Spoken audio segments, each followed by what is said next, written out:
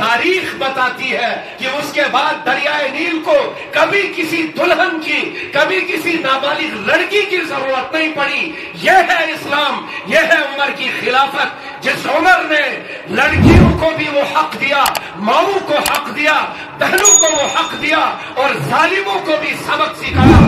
مگر ازوکیوس دور جو حکمرانی ہوں، آج بھی ماں بہن بیٹیوں کے حوالے سے حقوق کی بات کی جاتی ہے۔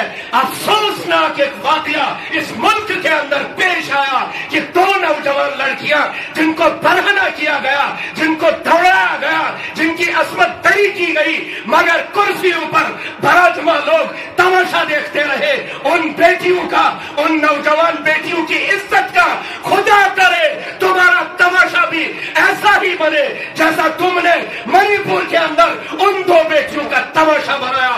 عمر آیا، اسلام آیا، عورتوں کو انصاف ملا، بیٹیوں کو انصاف ملا، ماؤں کو انصاف ملا، بہنوں کو انصاف ملا۔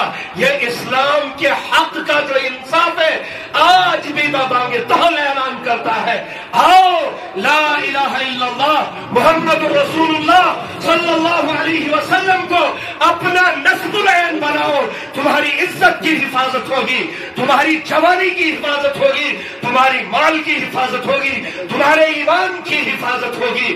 یہ جو حضرت عمر بن خطاب رضی اللہ تعالی عنہ خلاف دنیا کی کوئی حکومت، کوئی قیادت، کوئی تنظیم عمر کے عدل کا 0% بھی انصاف کے معاملے میں حق ادا نہیں کر سکتی۔